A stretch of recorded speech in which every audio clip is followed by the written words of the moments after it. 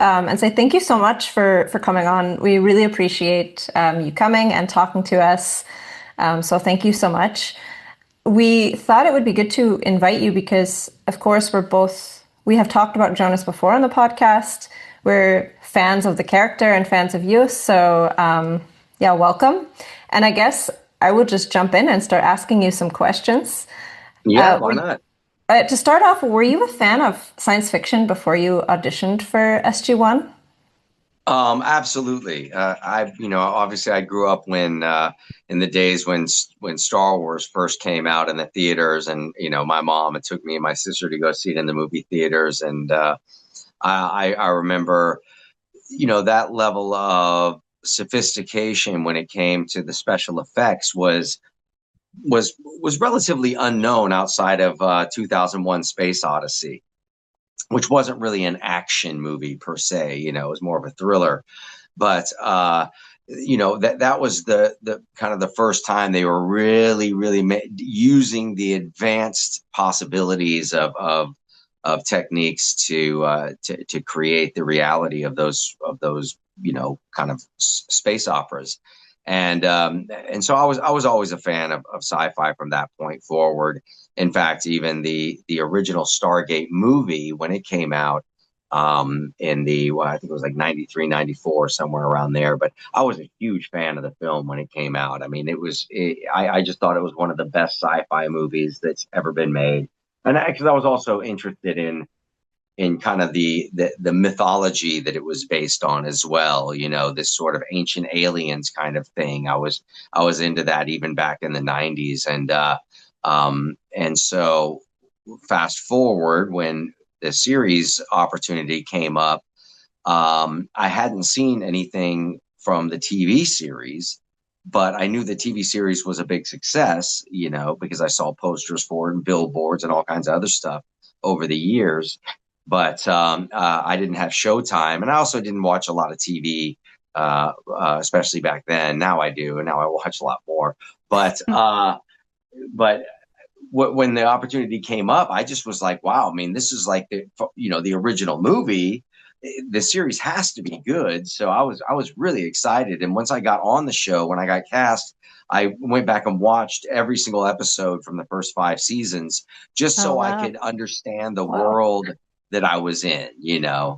So yeah, the first month and a half or so of working on Stargate, I spent every free moment I had watching episodes of it. So Wow.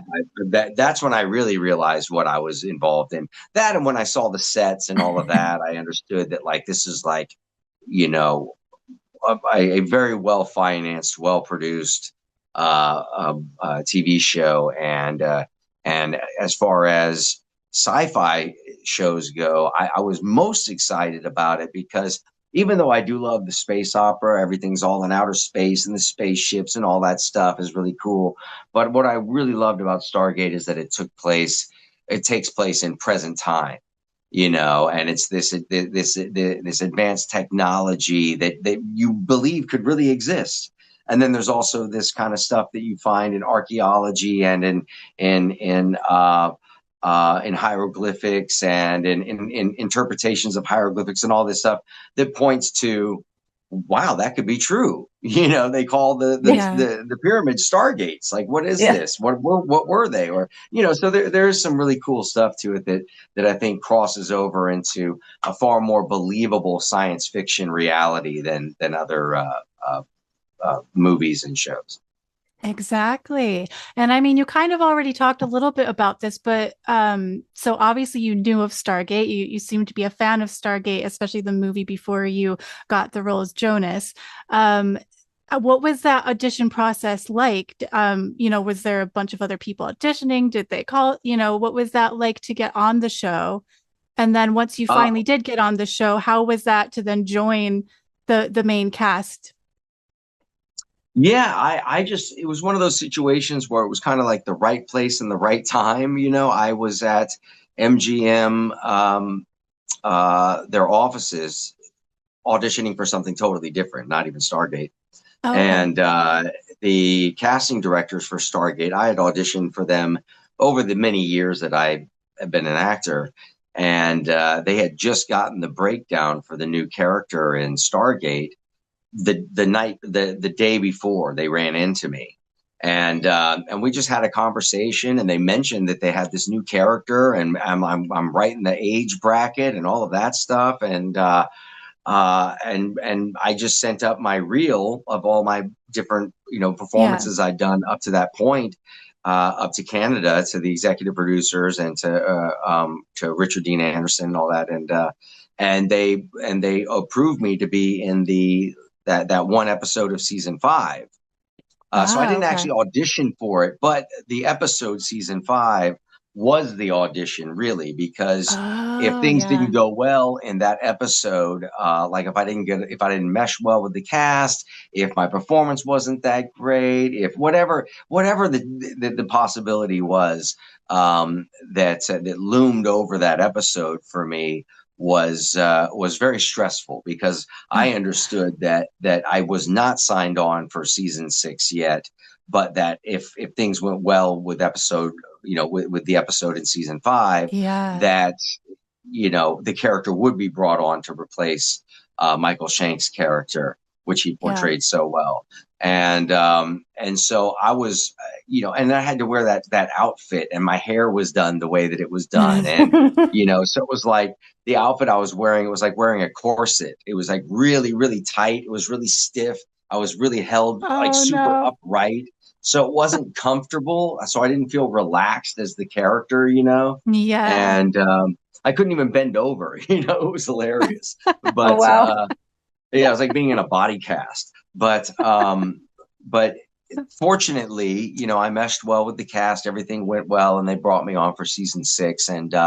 And even though the character was short-lived and only went briefly into season 7, I look back on the episodes that I did, especially in all of season 6, but even the episodes that I was a part of, and the one that I wrote the storyline for in season 7,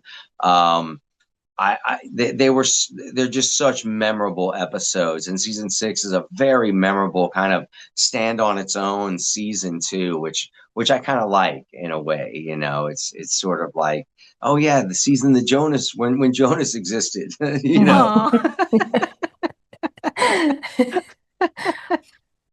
mean, I personally just love Jonas, so I'm so sad that Jonas didn't continue on. Yeah, me too. Yes. So was my mortgage. My mortgage was very sad. So what were some of your favorite aspects of the character of Jonas as a character? What aspects did you kind of like portraying? I think that what I liked most was just that the layers of kind of like innocence and enthusiasm and commitment and willingness. I won't even call it bravery as much as I would just call it willingness. His willingness to be there for the team and to participate with the group on whatever level it was necessary. I think that to me was one of the more endearing parts of playing Jonas. Also, I liked the fact that they gave me a little bit of leeway with the eating the food and things like that. Those freedoms were limited later on in the season, but I really enjoyed that as well, because I thought that some of those, it brought some interesting moments to some of the scenes, like when me and Teal'c were in the spaceship, and Jonas suddenly pulls out a banana, and he's like eating this banana. And they're having a conversation. You're like, what is he doing eating a banana on a spaceship? It was, but I was when I was on the set that day, and we were kind of rehearsing the scene, and they were sort of getting set up for it, and I was like, wow, this is like a really long scene to just be sitting in a chair for. Yes, and I was like, what could I bring to this that might, without changing dialogue, without changing the location, without changing anything, what could I bring to this moment to break the tension that's there? And I was Yeah. over by the craft service table where they have all the snacks and everything for the crew. And there was this giant fruit basket, all these big bushel of bananas. And I was like, a banana in outer space. Like, that's totally it. Like, Jonas just in the middle of talking, just pulls out a banana, doesn't change the dialogue, nothing like that. Just eats the banana while they're talking. And then in the end, like, realizes, oh, I didn't offer him a banana. Let me see if he wants a banana or whatever.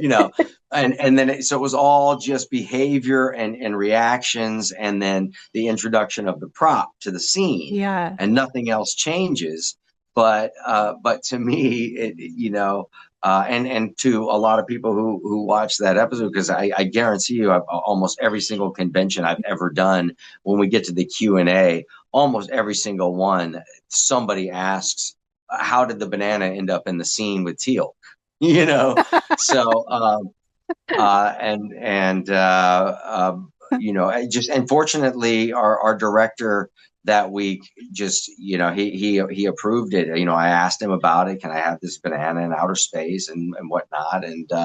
And he said, yeah, sure. Well, why not? So it was Peter DeLuise was directing that episode, by the way. Okay. And he's got a great sense of humor, obviously, because it was being raised by his father, I'm sure, Yeah. Of course. Yeah.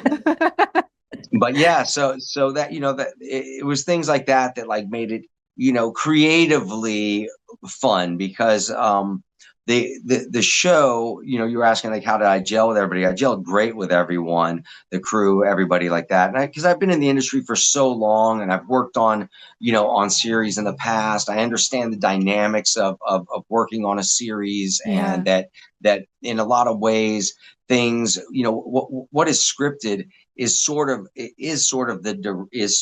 pretty much the thing is directed. There's not a whole lot of wiggle room once you get on set, because they have so much to film. There's so many moving pieces, and they got to get exactly, what they need to tell the story and tell it well. And so you kind of walk in and things are sort of preset for you. The blocking is kind of preset. Yeah. They know where the characters need to be. They know where they need to shoot. And there's a tiny bit of wiggle room in there for some ideas, that are outside of that box. So to try and come up with a ways and means to introduce, character nuances that won't disrupt the overall, process is, that the fact they allowed me to do that a little bit was pretty nice.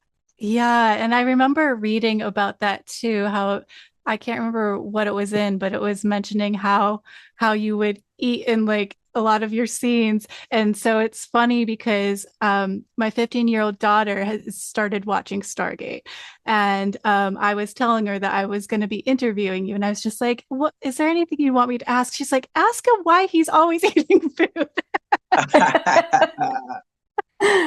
Because we had read about that, and so you basically answered that, which I thought was funny how you kind of naturally just answered her question without even realizing. Yeah. I tend to do that because I speak and run on sentences. So so do we. Yeah, it's all good. But it is a classic scene and everyone remembers it. The one with Tilk and the banana is one of the best. Yeah, and there were more scenes too, right? There was other scenes where you'd like. There was other ones. I think there's one I was like making like a peanut butter and jelly sandwich or something. I don't know. There was, I think what kind of ruined it for me though was that we had a big scene in the in the boardroom at the SGC. And my character had like one line, and it was like a 6-page scene. There's all this tension. We're trying to figure out how to, save some planet, or I don't know I can't even remember what the storyline was. It's been so long, but I looked over and damn it, they had a big bowl of fruit in this, in the scene, in the room. And I started peeling this orange, and I like take a bite of the orange when it gets to my line or whatever. And unfortunately for me, when they got to the editing room, anytime they would cut to a shot that had Jonas in it, in the background or anything, all you could look at was this bright orange thing and me just sitting there peeling it like a monkey. You know what I mean? And you're completely distracted from the scene. So they had to Oh edit no. around Jonas in this really big, important scene. And that's when I got the notification from the executive producers that if it wasn't in the script, it's not in the scene. Aw. Okay. Oh, that's a shame. So bananas okay, oranges no. Not okay. Orange No bad. oranges. Yes. So, like, one of the things that I have read about in the past is how on set of Stargate, especially I think sometimes SG-1, that the cast would sometimes pull pranks on each other. Was there ever anything that you can remember? Did anyone ever pull any pranks on you, or you pull pranks on anyone Well, else? no, I wasn't even aware of that when I came on the set. Everything was super professional. It was a great work environment, but no, I think maybe because it was sort of a fresh kind of start sort of vibe that Yeah. maybe that the high school kind of prankster vibe that sort of came with the beginning of the whole show sort of petered out, Yeah. but Yeah. I would have been open to it. I have as much of a sense of humor as anybody, and Yeah. but no, unfortunately, there wasn't a lot of pranking going on when I was there. That makes sense. That makes sense. Maybe your character was kind of too innocent. Aw, maybe they were pranking me, and I just didn't get it because I'm Kelowna. Oh. Uh, Um, in general, though, I mean, I think you brought up this sort of optimistic, kind of naive, innocent nature that and positivity, kind of in a way, about Jonas, and I think that's something we actually talked about that we really enjoyed about the character, and especially in season 6. As a watcher, like as a viewer, it can be quite dark, and I think Jonas added this sort of layer of sort of positivity that kind of deflected a little bit from the dark, because I think in general, even though I know he's sort of this kind of replacement for Daniel Jackson, Daniel Jackson was kind of dark in some ways. And so I think it's this sort of brighter version like of Daniel Oh, Jackson. sure, yeah, yeah. Yeah. Yeah. And I so totally get what you're saying. It was certainly a different. Jonas was not like a real brooding, person. It's his behavior was far more along the lines of wanting, kind of like a puppy, yeah. wanting to play yeah. and wanting to be accepted and wanting to be petted, Mhm. welcomed into the family. He was like a sweet little puppy. Yeah, that's funny you say that because I've always said it's like golden retriever energy. Yeah, for sure. For sure. Yeah. Or maybe a dog that's even more eager than that. Yeah. Yeah. Jonas would be a Labrador. Yes, like Yes. adjacent, Aw. yeah, to the golden retriever. Yeah, I could see that. I could see Yeah. that. Yeah.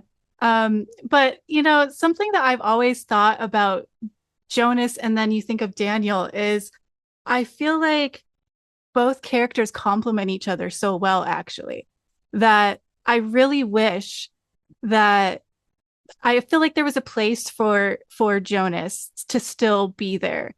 And Yes. so I was curious, like your thoughts on that. Do you feel like you could have Aww. what's your dog's name? Theodore Corgivelt. Theodore. Aww. Hello, Theodore. Hello. The most wonderful creature. Oh my God, so Aw, sweet. I so love that sweet. so much. Hello, Theodore. Oh, that was Thank nice you to see for saying Theodore. hi. Yes. What was the question? So the it's okay. So the question was, I guess I was saying that I personally felt that there was room for both Jonas and Daniel Yes. Jackson. Yeah, I think there Yeah. was as well. Yeah, I agree. And the episodes that we did where both our characters were in the same episode and interacted on. I mean, we got along great on set. We had fun working together. He takes acting as seriously as I do, and Mhm. even though it's understood that we're in kind of a world of play, And that's where the looseness and the relaxation and being able to have, to ham it up a little bit, whether you're offset or, even during a scene. But that said, it made for a really good time working together, because both of us understood that out there in the fandom world at the time, there was this weird battle going on. There was this weird civil war, and there was pitting Daniel Jackson and Jonas Quinn at each other, when in reality, me and him got along great and had fun working together. And if they had been able to figure out a way to intertwine Jonas in the show more, it certainly would have been a great work environment for everybody. It's been a lot of fun. Yeah, that would have been really amazing, I think. And just quick questions before I forget. You mentioned earlier that you wrote one of the episodes. What episode was it that you wrote? I didn't realize you did. That was season 7. It was the one where we have to drill down to the center of the. I forget what the final episode name was for it now, because I had a different name for it when I sold the story. But it was one where, I had that ridiculous Beatles haircut or something. And then the girl that was in it, we're both from Kelowna, but we're dressed like disco singers in little spandex suits or something. I don't know. It was, again, I just equated it to, well, look at the first outfit I had to wear when I was Kelownan, and now I'm back to Kelowna, and this is the new it look. So I guess, whatever. Yeah, I loved it. That's great. Yeah. That's really cool. I think it's nice that, there was the opportunity to be able to write an episode. I bet you that was probably a lot of fun. So that's cool. Yeah, totally. Yeah. Well, I love writing. I mean, I just finished a film here down in Florida that I co-wrote with my producing partner, and directed and starred in with some other actors, David Faustino and Keith Coogan, and Jason London, and a bunch of other great actors and actresses, but called Chickenhead. And it's a mockumentary horror comedy about a group of documentary filmmakers who get wind of this kind of swamp creature story up in the swamps of North Florida in this really small town called Gallus. And the story is that it's a half man, half chicken, and he comes out once a year, every year, and terrorizes the townsfolk. And so they go up there to see if this story is true. And once the sun goes down, lo and behold, this creature does exist. Oh, wow. And one by one, each of the documentary filmmakers gets killed by the chicken until all that's left is the footage. Oh my God. That's amazing. That's amazing. I love when films kind of take that approach of almost like a horror comedy aspect to it. That's fun.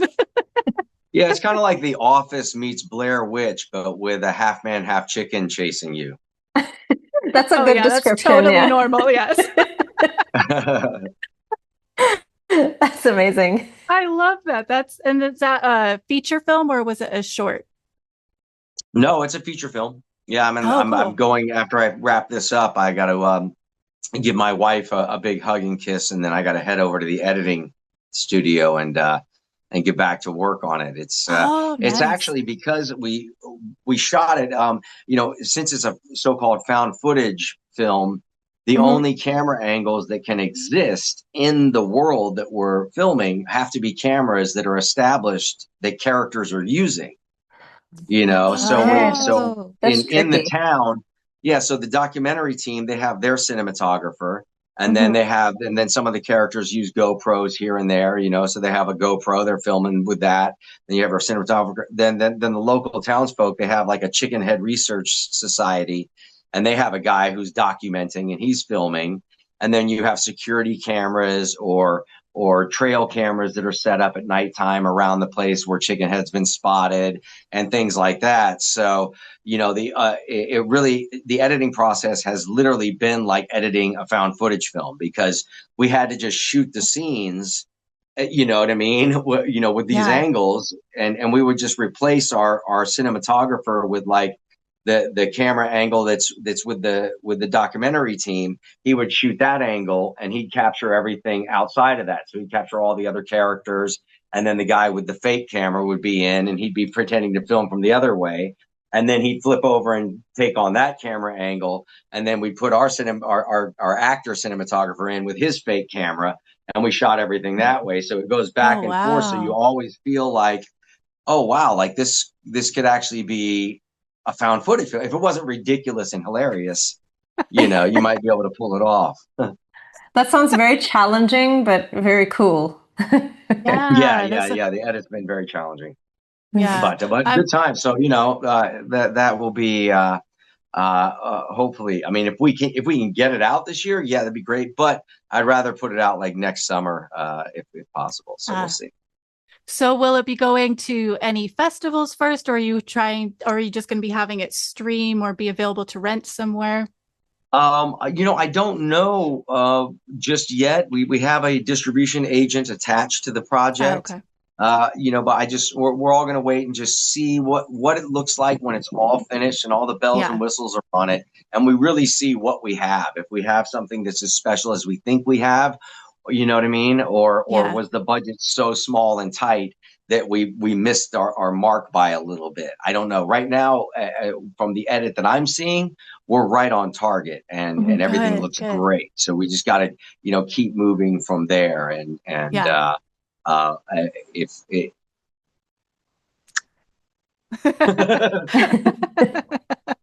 and our Pray to the chicken, chicken our half gods. man, yeah, and our half man, half chicken costume, or special effects makeup and all that stuff was done by a guy named Bill Diamond, who worked with Jim Henson Production for decades. Oh, He wow. designed all like the original Henson puppets. He also did like the Skeksis in Dark Crystal, and Oh, cool. Wow. if you ever remember Dark Crystal, that movie from back in the day.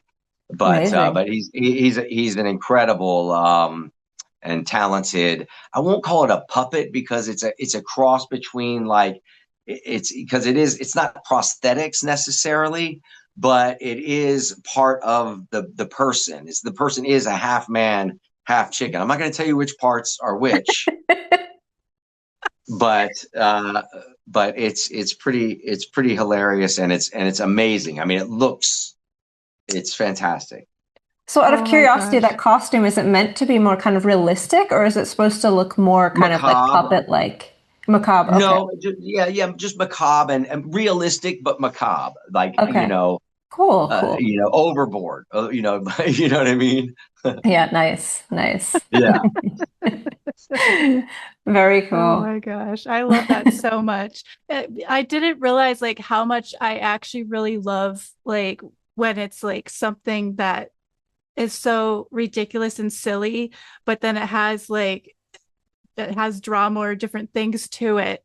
Because I composed music for film, and there's been a few times that I've seen projects where it's kind of been that. Like one time it was a Yeah. project I didn't work on, but it was this like werewolf corgi Oh, I werewolf love cor- that.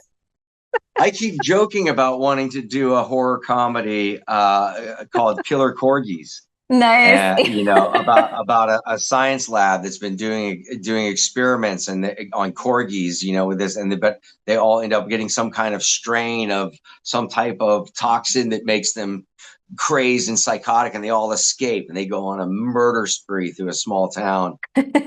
Nice. See, there you go. I mean, maybe that could be like some weird like sequel to the Chicken Man It'll because be they can it'll be attack killer the Chicken corgis. Man. Yeah, it'll be killer corgis gnawing their way to freedom. Yeah, exactly. Yes. Yes, Exactly. that sounds amazing. So, out of curiosity, was the writing you did in Stargate some of the first writing that you did? Was that, or did you do a lot before going on to Stargate? Yeah, no, I've been writing. I mean, I've been writing screenplays since I was in my teens, my late Oh, teens. wow. Okay. I started writing screenplays when I was 18, 19 years old, and just wrote them really, for fun mostly. Yeah. Because I enjoy writing. I've written, I don't know, several dozen of them, maybe 28 or more, and I've produced.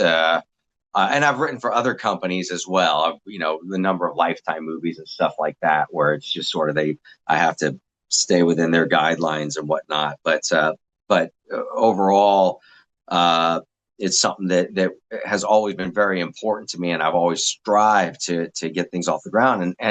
And realistically, the storyline to Stargate was one of the first times really where I was making a writing deal with a major studio or network or something like that, and that was a real big deal for me. And actually, oddly Yeah. enough, even though it had nothing to do with writing the storyline for Stargate, but oddly enough, that momentum sort of sparked some other things that started happening with some writing that I was doing with other partners and stuff. Especially David Oh, Faustino, nice. was Bud Bundy on Married with Children. We had a production company together for years, Oh, and wow. produced a number of films together, and wrote a short-lived web series that we starred in together Oh, in cool. 2008, and a bunch of other stuff. And he's in this film obviously as well. Oh, We're cool. longtime friends, and a comedy duo kind of, so I had to get him in this too. Oh, that Nice. is really nice. And I think it's always nice too if it's like a longtime friend to be able to collaborate creatively. So that's nice. Yeah, totally. But I do got to wrap things up. I gotta get hustling over to the editing bay, and crack the whip on my editor. But as far as Stargate goes, I know that there's a new series that's supposed to be coming up, and that's Yes. extremely exciting. I'm real curious how they approach it. I hope they don't jump the shark and overthink it. Yeah. I hope it's kind of more like a Mandalorian approach, how that was for Yeah. Star Wars. So, Yeah. like maybe it's just another SG team that we've never met before, and you just sort of like don't reinvent the wheel, you Yeah. know. Yeah. Yeah. And and I think that me personally, I think that would be the ideal scene for it. Hmm. But who knows? I'm just excited that they're finally giving a reboot. Yeah, we're Yes. very excited Yes. It's too. very exciting. It'd be nice if there's, characters that make little appearances that were previously in Stargate. So who knows, maybe Jonas could appear in some Yeah, capacity. That would be cool. Um, It's possible. but yeah, it is. yeah. It's not impossible. Yeah, Absolutely. It is yeah, definitely possible. yeah. I have Bless you. a sneezing fit here. Theodore gets very panicked about sneezes for some reason. Oh, does He he? thinks we're like Oh, dying or something when we sneeze. oh, He starts panicking. Poor Theodore. oh. Oh no. Oh, there he is. I'm Oh. okay, buddy. I'm okay. Well, that's one way to end the show. Yeah, I mean a congratulatory sneeze. Yeah. But truly, thank you so much for taking the time to chat Yes, we with us. appreciate it. And it was wonderful meeting you. Yes. This is We going, can this is all going to go join in viral. sneezing with you. All right, ladies. Have a wonderful On day. that note, All right. thanks, you too. Yeah, thank Right. you. Bye. See ya. Bye.